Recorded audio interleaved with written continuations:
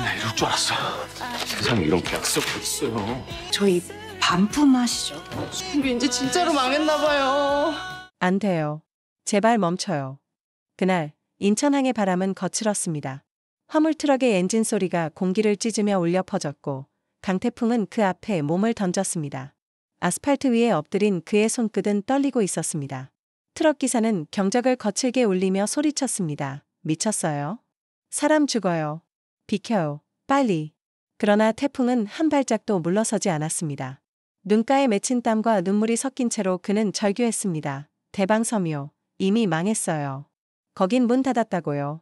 지금 납품하면 우리 돈 못 받아요. 회사도 끝나요. 그의 목소리는 흔들렸지만 그 안에는 절박한 확신이 있었습니다. 잠시 후 고마진 과장이 뛰어왔습니다. 그는 숨을 몰아쉬며 태풍을 붙잡았습니다. 이봐, 강태풍. 당신 지금 뭐 하는 짓이에요? 회사 말아먹고 싶어요? 이거 몇 억짜린데. 그러나 태풍은 더 크게 외쳤습니다. 돈이 문제가 아니라 사람의 문제예요. 그쪽 사무실 봤죠? 전화선도 끊겼고 난방도 안 되고 창문엔 먼지만 쌓여 있었어요. 그게 멀쩡한 회사 같아요. 그는 고개를 치켜들며 말했습니다. 서류도 가짜예요. 이대로 가면 우리도 부도납니다. 우리도 대방섬유처럼 사라져요. 트럭 기사는 손을 부들부들 떨며 담배를 꺼내 물었습니다. 그는 운전석에서 한숨을 쉬며 중얼거렸습니다. 요즘 죄다 부도야. 그래도 이건 계약이잖아. 그냥 실어다 주면 되는 거 아냐? 그때 뒤에서 바람을 가르며 오미선이 달려왔습니다. 헝클어진 머리, 거칠게 흔들리는 숨. 그녀는 태풍 옆에 서서 손에 쥔 서류를 펼쳤습니다. 잠깐만요.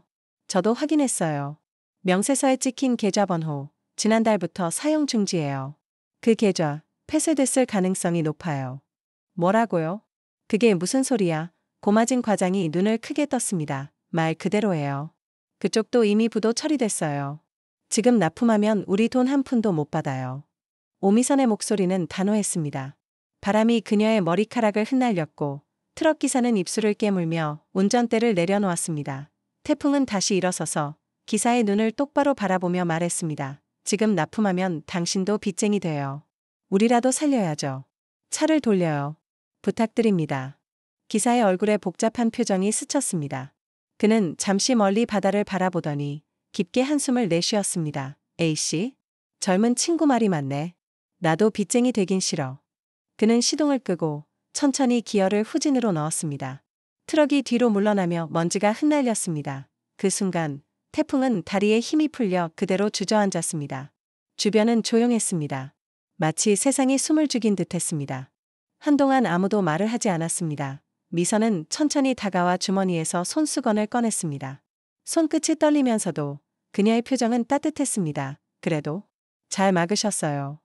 태풍은 숨을 고르며 그녀를 바라봤습니다. 회사 살리려면 사람부터 막아야죠. 그는 억지로 미소를 지었지만 눈가엔 피로가 짙게 배어 있었습니다. 고마진 과장은 한참을 말없이 서 있었습니다. 결국 고개를 돌리며 중얼거렸습니다. 이 바보 같은 녀석? 그래도 덕분에 살았네. 그 말이 끝나자 사무실에서 함께 따라온 직원들이 하나둘 그를 바라봤습니다. 누군가는 조용히 고개를 끄덕였고 누군가는 말없이 손을 모았습니다. 그때 오미선이 작게 웃으며 말했습니다. 오늘은 진짜 태풍이 회사를 살렸네요. 그날 저녁 회사로 돌아온 태풍은 한동안 창밖을 바라봤습니다. 인천의 하늘은 붉게 물들고 있었고 항구의 크레인이 느리게 움직였습니다. 그는 조용히 중얼거렸습니다. 아버지, 오늘은 이겼어요. 아직은?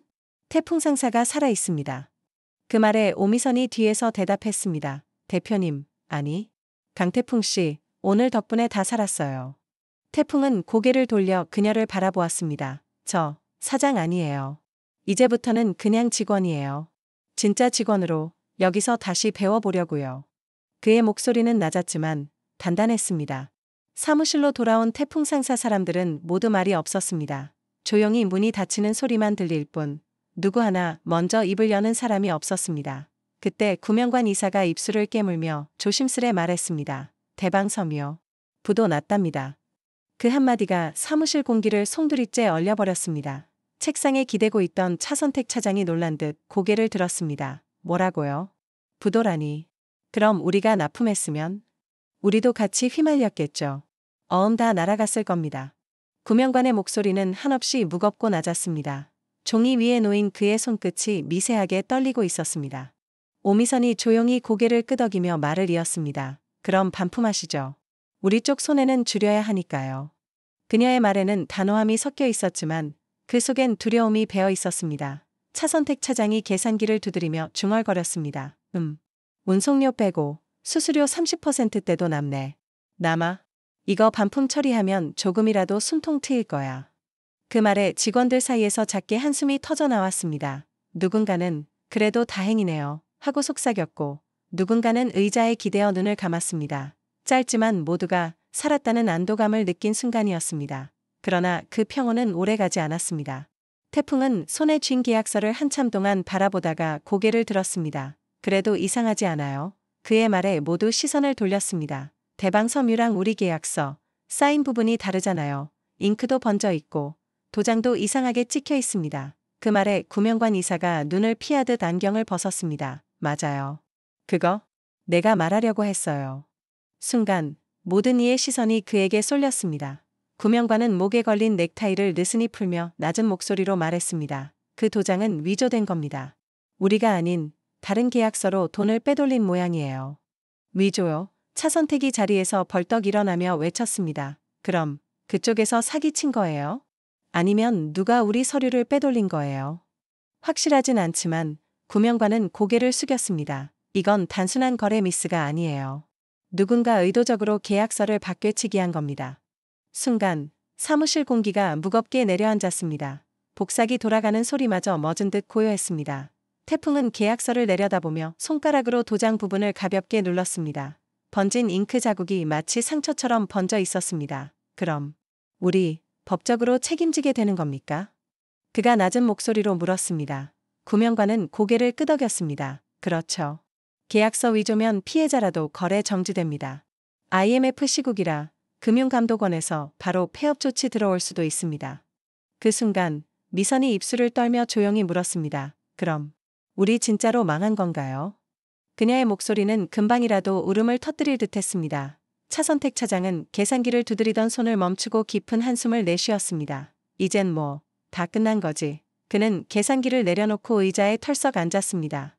구명관은 고개를 숙인 채 손가락으로 이마를 문질렀고 배송중 대리는 아무 말 없이 천장을 올려다보았습니다. 누구도 말을 잇지 못했습니다. 그저 커피포트에 칙칙 끓는 소리만이 사무실의 정적을 깼습니다. 그때 오미선이 입을 열었습니다. 아직 방법이 있을지도 몰라요. 모두가 그녀를 쳐다봤습니다. 계약서 원본을 찾을 수 있다면 우리가 위조 피해자라는 걸 증명할 수 있을 거예요. 차선택은 고개를 저었습니다. 그건 이미 경찰서 일이야. 우리가 해결할 수 있는 문제가 아니지. 하지만 태풍은 미선의 말에 조용히 고개를 끄덕였습니다. 아니요. 아직 끝난 거 아닙니다. 그는 그렇게 말하고는 대표실 쪽으로 걸어갔습니다. 누군가는 그만 좀 하라 며 손사래를 쳤지만 그의 눈빛은 흔들리지 않았습니다. 대표실 문이 닫히고 잠시 뒤 낮은 목소리가 들렸습니다. 아버지, 이건 제가 반드시 해결하겠습니다. 그는 책상 위에 계약서를 쥔 채 고개를 숙였습니다. 그리고 문 밖으로 나오며 조용히 말했습니다. IMF가 회사를 망하게 할 순 있어도 우릴 무너지게 할 순 없습니다. 그 말에 아무도 대답하지 못했습니다. 하지만 그날 무거운 절망 속에서도 누군가의 마음속에는 작지만 뜨거운 불씨 하나가 피어올랐습니다. 태풍은 조용히 대표실 문을 닫았습니다. 방 안에는 낡은 금고 하나와 책상 위에 놓인 편지 한 장만이 남아 있었습니다. 형광등은 깜빡였고 밤의 냄새가 스며들었습니다. 그는 떨리는 손으로 편지를 펼쳤습니다. 태풍아, 열매를 맺으려면 꽃이 먼저 떨어져야 한단다. 짧은 문장이었지만 그 글씨에는 단단한 신념이 배어 있었습니다. 아버지의 필체는 여전히 고닫고 그 잉크는 세월의 먼지를 머금은 듯 바랬습니다. 태풍은 손끝으로 그 글자를 천천히 따라 그었습니다. 꽃이 떨어지는 게 이기는 거라 하셨죠. 그는 조용히 웃었지만 그 웃음에는 슬픔이 묻어 있었습니다. 그리고 이내 눈을 감은 채 무겁게 고개를 숙였습니다. 몇 분이 흘렀습니다. 태풍은 천천히 자리에서 일어났습니다. 금고를 덮고 문을 나서며 속으로 중얼거렸습니다. 아버지, 이제 제가 해보겠습니다. 그는 깊게 숨을 들이쉬고 사무실로 향했습니다. 복도에는 피곤에 지친 직원들이 커피를 나누며 앉아 있었습니다.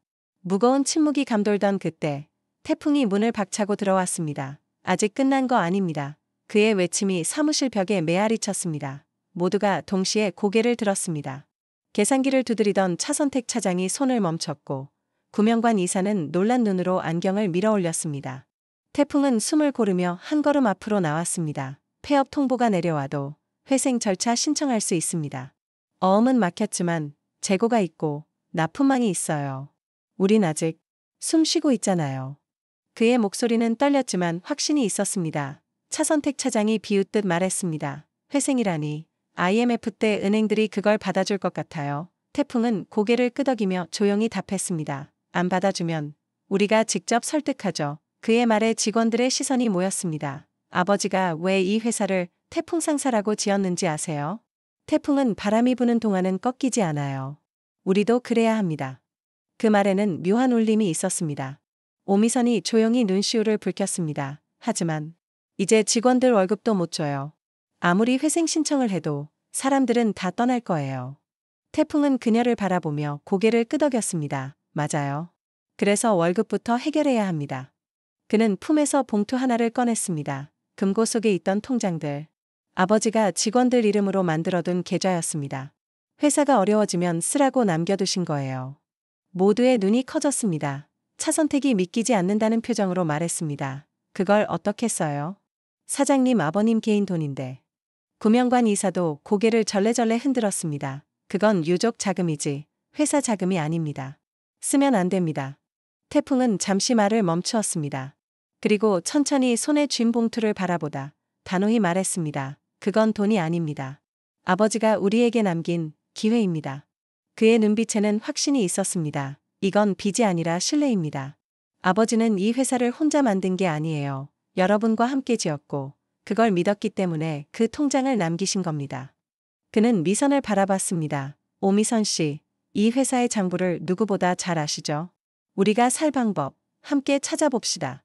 미선은 눈물을 닦으며 고개를 끄덕였습니다. 네, 알겠습니다. 끝까지 같이 해볼게요.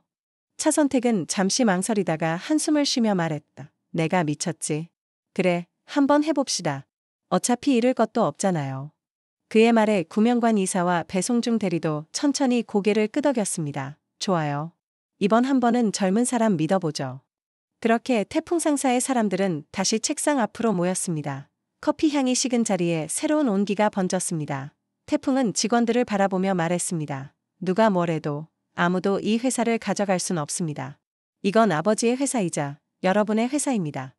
그날 밤 사무실 불은 꺼지지 않았습니다. 누군가는 장부를 다시 정리했고 누군가는 거래처 목록을 새로 적었습니다. 미선은 컴퓨터 앞에서 서류를 출력하며 조용히 말했습니다. 이렇게 다시 시작하는 거군요. 태풍은 미소를 지었습니다. 이제야 진짜 태풍 상사가 된 것 같습니다. 창문 너머로 바람이 불었습니다. 낡은 커튼이 살짝 흔들렸고 그것이 마치 새로운 시작을 알리는 깃발처럼 보였습니다. 그날 밤 사람들은 깨달았습니다. 태풍 상사의 진짜 주인은 돈도 이름도 아닌 사람이라는 것을. 그리고 태풍은 그렇게 말했습니다. 꽃은 떨어져야 열매를 맺습니다. 이제 우리도 열매를 맺을 차례입니다.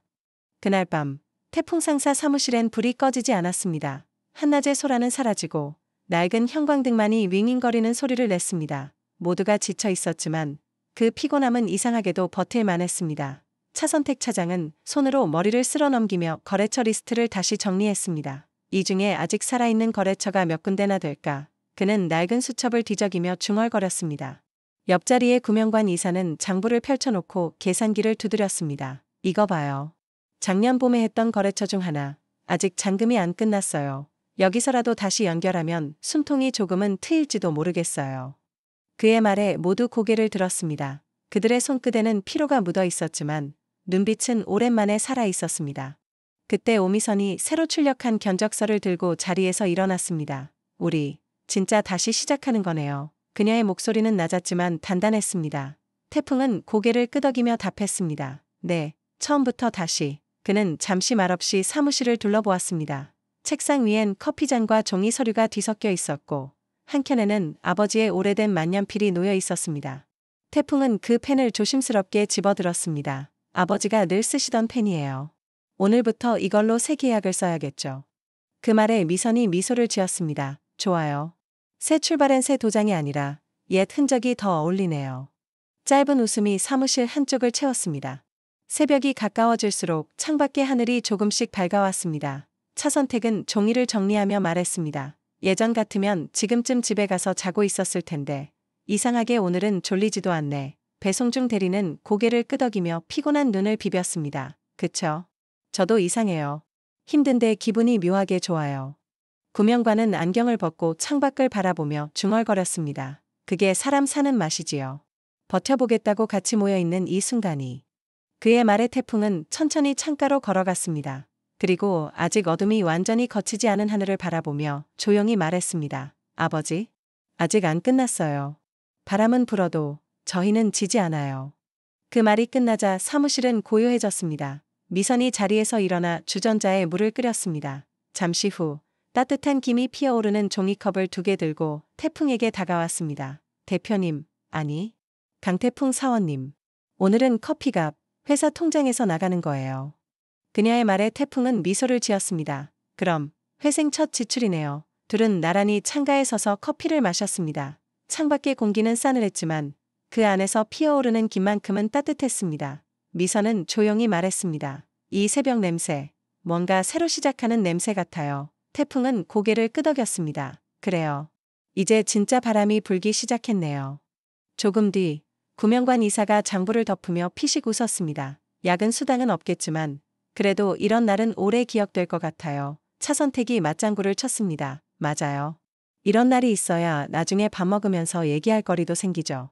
그때 미선이 웃으며 대답했습니다. 그럼 오늘을 태풍상사 부활의 밤이라고 부를까요? 모두가 피식 웃었습니다. 사소한 농담이었지만 그 웃음이야말로 그들에게 가장 필요한 것이었습니다. 시간이 흘러 시계는 새벽 5시를 가리켰습니다. 하늘은 어느새 회색빛으로 물들었고 빌딩의 유리창에 첫 햇살이 비쳤습니다. 피곤함이 가시지 않았지만 누구도 자리를 떠나지 않았습니다. 태풍은 창가에 선 채 천천히 돌아서며 말했습니다. 오늘부터는 다시 태풍 상사입니다. 아버지의 회사가 아니라 여러분의 회사로 다시 세울 겁니다. 그의 말에 모두가 박수를 쳤습니다. 작고 조용한 박수였지만 그 속엔 진심이 담겨 있었습니다. 그날 새벽 사무실 안에는 피곤함보다 밝은 희망이 자리했습니다. 창밖에서는 바람이 불었고 커튼이 살짝 흔들렸습니다. 미선이 창문을 닫으며 말했습니다. 태풍 상사, 다시 불어온다. 그녀의 말에 태풍은 천천히 웃었습니다. 그래요. 바람이 분다는 건 아직 우리에게 숨이 있다는 뜻이죠. 그들은 그렇게 서로를 바라보며 조용히 커피를 마셨습니다. 그들의 작은 숨결이 하나의 온기가 되어 사무실을 채웠습니다. 밤은 그렇게 끝났고 먼동이 트기 시작했습니다. 그날 새벽의 공기 속에는 분명 무언가가 달라져 있었습니다. 피곤한 얼굴 위에 피어난 미소, 그리고 새로이 불어오는 희망의 바람. 태풍 상사는 그렇게 다시 살아나기 시작했습니다.